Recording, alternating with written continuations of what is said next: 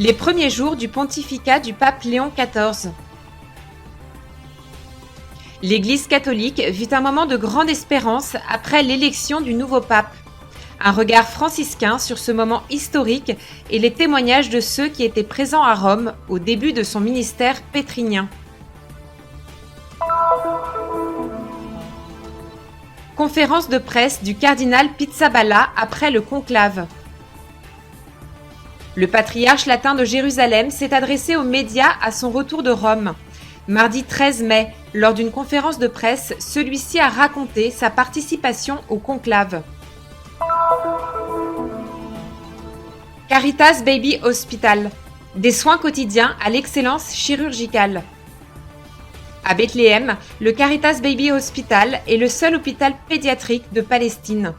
Depuis des décennies, il offre des soins de grande qualité à des milliers d'enfants, sans distinction, poursuivant avec détermination sa mission humanitaire dans un contexte marqué par des défis quotidiens. 130e anniversaire du vicariat maronite à Jérusalem. Une célébration dans la ville sainte pour le 130e anniversaire du vicariat patriarcal maronite, présidé par son Excellence Monseigneur Moussa Al-Haj.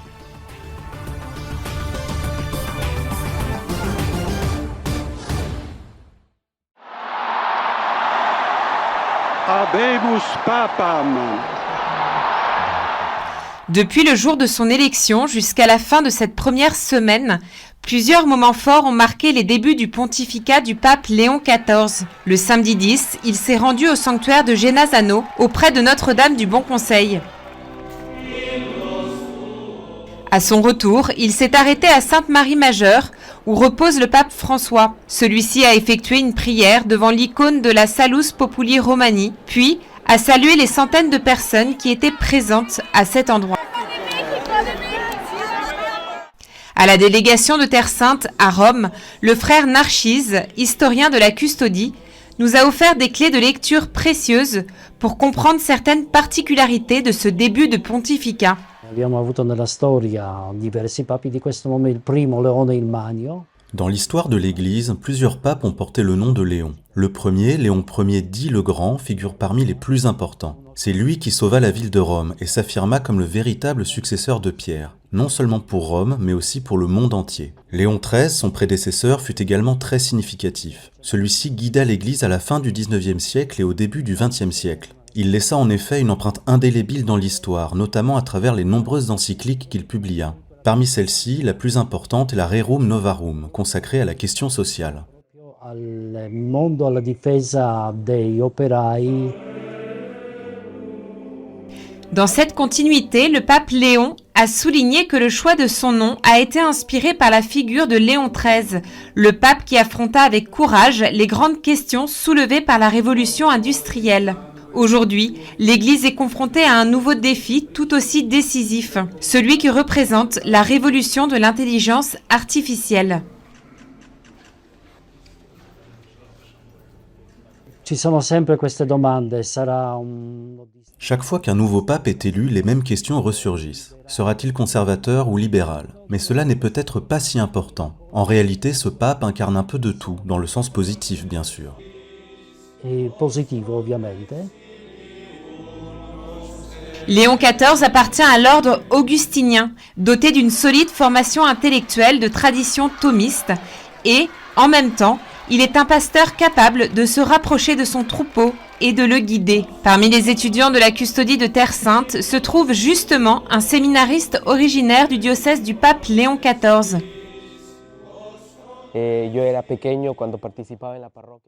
J'étais encore enfant lorsque je servais comme enfant de chœur à la paroisse des Pères franciscains. À l'occasion des célébrations, ils invitaient souvent Monseigneur Robert Prévost, qui s'est toujours distingué par sa proximité avec toutes les congrégations et avec chaque fidèle. Le voir aujourd'hui comme pape est une grâce, une bénédiction, non seulement pour Chiclayo et pour le Pérou, mais aussi pour toute l'Église.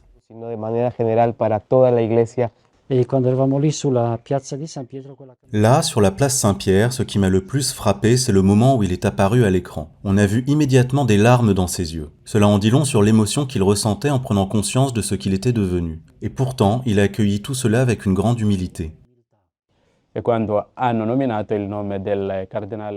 Quand le nom du cardinal Prévost a été prononcé, j'ai ressenti une grande surprise. La conscience que l'Église n'était plus sans guide, mais qu'un chef était désormais là pour conduire la barque de Saint-Pierre. Che guida la barca di San Pietro. Regina Caeli, Le dimanche 11, le Saint-Père est apparu à la loggia centrale de la basilique Saint-Pierre pour réciter la prière du Regina Caeli avec les fidèles et les pèlerins. Environ 100 000 personnes ont pris part à l'événement, enrichi par la présence des fanfares du Jubilé et d'un spectacle de folklore populaire. Dans son message, le pape a lancé un appel fort à la communauté internationale. « Je m'adresse aux puissants de ce monde. Plus jamais la guerre. » Je crois que sa prudence et son équilibre contribueront à rendre le Saint-Siège de plus en plus prophétique, capable d'apporter un message de grande espérance à ceux qui souffrent, tout en intervenant de manière plus ciblée et concrète dans la résolution des problèmes. Ce qui m'a profondément touché, c'est la manière dont les gens l'ont accueilli. En l'espace d'une seule minute, il est passé de l'état de cardinal Prévost à celui de pape. Et ce n'est pas simplement une figure que nous suivons, c'est quelqu'un pour qui nous éprouvons véritablement de l'affection et que nous aimons.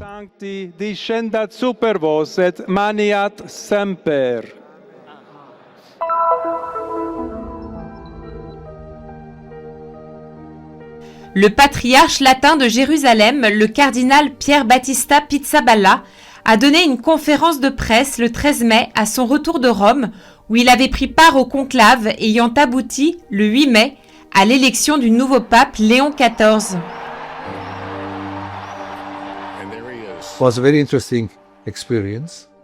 Ce fut une expérience des plus intéressantes, assurément unique. Le conclave a été très court, un seul jour. Ce qui fut particulièrement enrichissant, ce furent les journées de préparation, les fameuses congrégations, où nous nous sommes rencontrés entre cardinaux pour échanger, confronter nos points de vue, discuter.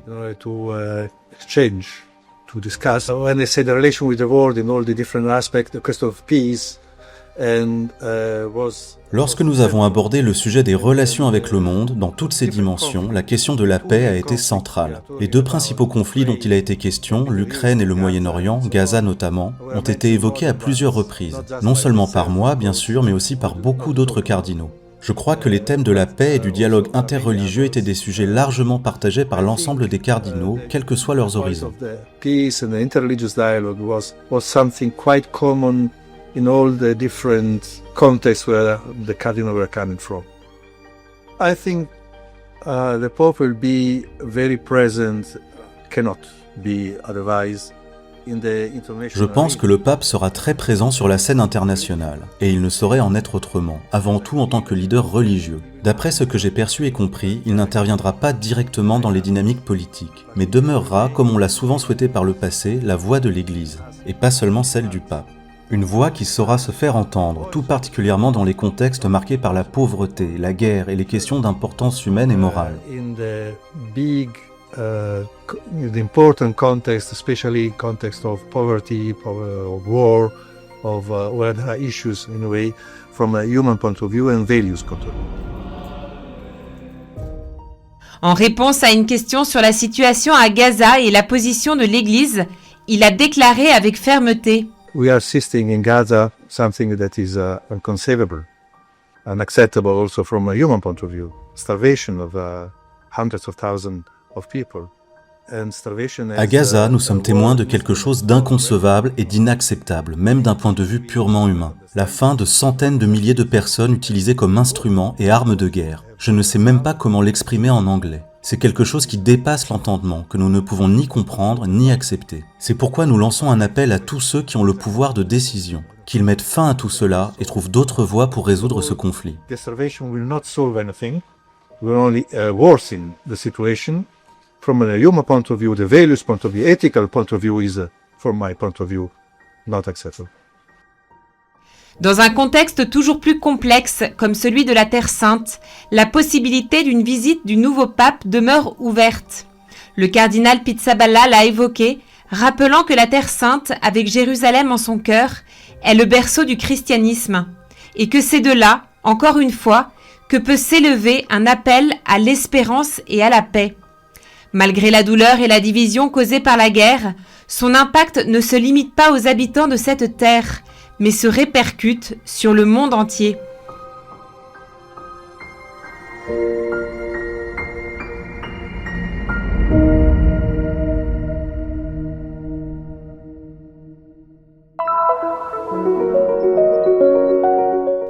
Le Caritas Baby Hospital de Bethléem est le seul hôpital spécialisé en pédiatrie en Palestine et représente un pilier fondamental du système de santé pédiatrique du pays.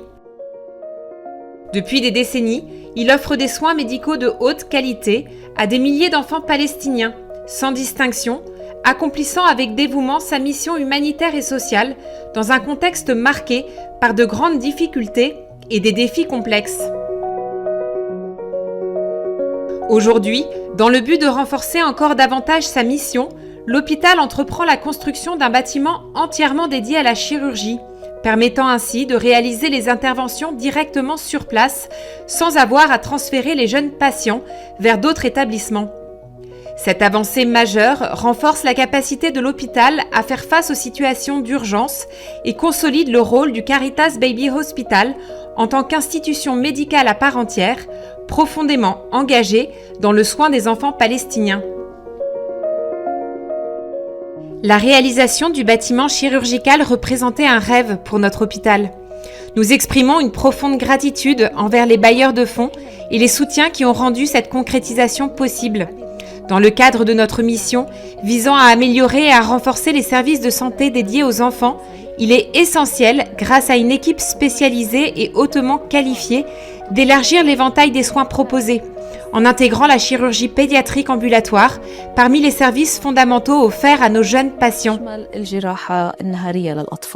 Aujourd'hui, nous célébrons l'inauguration du 3e étage d'un centre conçu sur 4 niveaux. Le sous-sol accueille les services techniques, parmi lesquels figurent l'ingénierie clinique, les systèmes de distribution des gaz médicaux ainsi que l'installation électrique.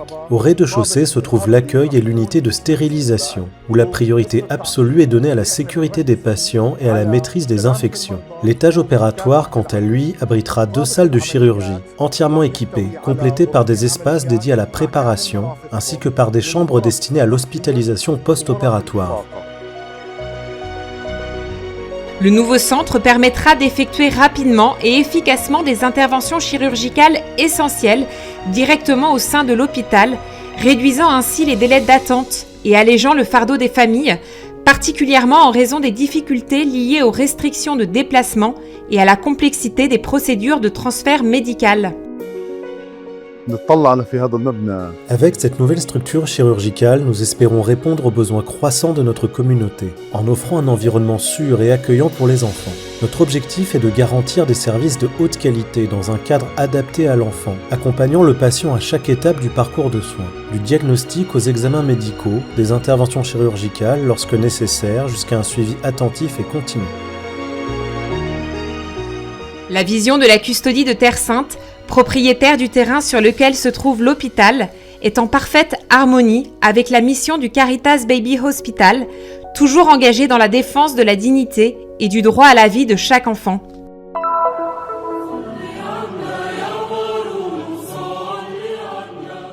Sous le patronage de son éminence le cardinal Béchara Boutros Rai, patriarche maronite d'Antioche et de tout l'Orient, le vicariat patriarcal maronite de Jérusalem a célébré le 10 mai le 130e anniversaire de sa fondation.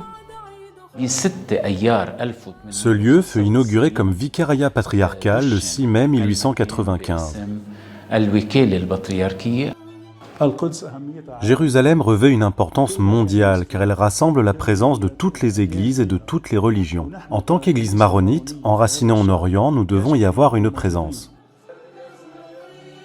La messe solennelle a été présidée par son Excellence Monseigneur Moussa Al-Hajj, archevêque maronite de Haïfa et de Terre Sainte, assisté de nombreux prêtres et en présence d'évêques, de prêtres, de moines et de moniales appartenant à diverses églises et ordres monastiques, ainsi que d'une foule de fidèles.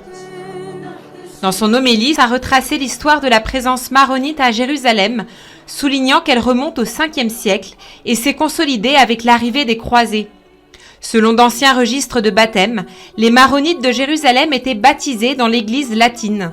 Certains ont conservé leur appartenance à l'église maronite, tandis que d'autres ont rejoint l'église latine en raison de l'absence, à cette époque, de prêtres maronites chargés de leur accompagnement spirituel. L'église maronite fait partie intégrante de l'église catholique qui reconnaît la primauté du pape. فعلى هالأساس نحن كل هالجماعة يلي موجودة هون من الغرب. Sur cette base, des groupes de moines missionnaires venus d'Occident, en particulier les franciscains, ont collaboré avec les maronites, unis par une même foi. Ensemble, ils ont œuvré pour annoncer l'Évangile et renforcer la présence chrétienne en Terre Sainte. مع بعضهم البعض إن كان للتبشير وإن كان لتثبيت المسيحيين الموجودين بهالأرض المقدسة. En 1996, le synode des évêques maronites a séparé la Terre Sainte du diocèse de Tyr, établissant un diocèse indépendant pour la partie nord. Jérusalem, les territoires palestiniens et la Jordanie sont restés quant à eux sous l'autorité directe du patriarche qui y nomma un vicaire patriarcal. Outre le renforcement de l'identité religieuse et culturelle maronite à Jérusalem, le vicariat patriarcal maronite est devenu en 1982 un point de référence central dans la ville. En son sein se trouve une maison d'accueil pour les pèlerins, gérée avec dévouement par les sœurs maronites de Sainte Thérèse de l'Enfant Jésus. Aujourd'hui, nous disposons de 30 chambres pour un total de 55 lits, ce qui nous permet d'accueillir un quart entier de pèlerins. La messe festive a été suivie de la présentation du livre « Brève histoire du vicariat patriarcal maronite de Jérusalem » par le père Antoine Doueihi. À travers ce livre, j'ai cherché à mettre en lumière le rôle des maronites, en particulier à Jérusalem, afin qu'ils puissent jouir d'une présence et d'un rôle plus significatif. Par ailleurs, lors de mes rencontres avec les représentants de toutes les églises, j'ai cherché à promouvoir et renforcer une présence maronite distincte dans la ville. À l'issue de la célébration, tous les concélébrants se sont rendus dans la salle de l'église pour présenter leurs félicitations, puis se sont déplacés dans la cour du monastère pour un repas qui s'est conclu par un délicieux gâteau portant l'inscription commémorative de l'anniversaire.